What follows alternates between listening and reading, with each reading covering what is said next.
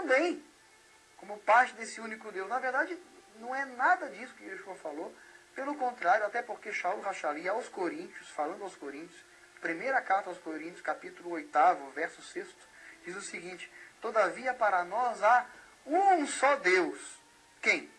O Pai.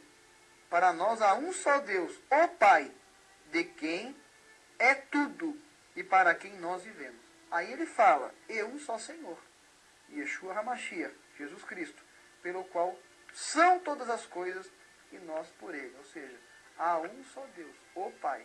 Então, Yeshua não estava se incluindo não ali, ele estava muito pelo contrário, que creio em ti como único Deus e que creio em mim a quem enviaste, as palavras que estão em mim. Agora, o gentil, a gente fala em Yeshua, Jesus, né?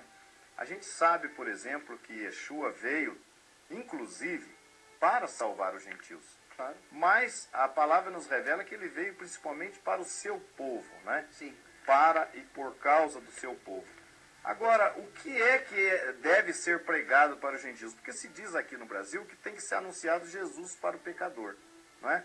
É claro que Jesus é o nosso mediador. Shaul Rachalia diz aqui, porque há um só Deus e um só mediador entre Deus e os homens, Jesus Cristo, homem.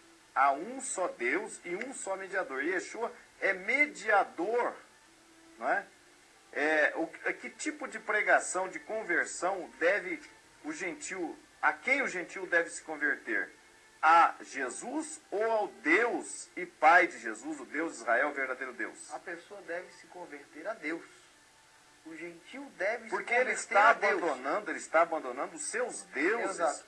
E aceitando o verdadeiro Deus. Nós pegamos, por exemplo, o caso de quando Paulo estava em Atenas. Ele estava lá falando sobre Yeshua para alguns judeus em Atenas. E então os atenienses viram ele falando, e pensaram, ele está falando lá de uma outra divindade, será? Será que está falando de um outro Deus? Então vamos trazer ele aqui.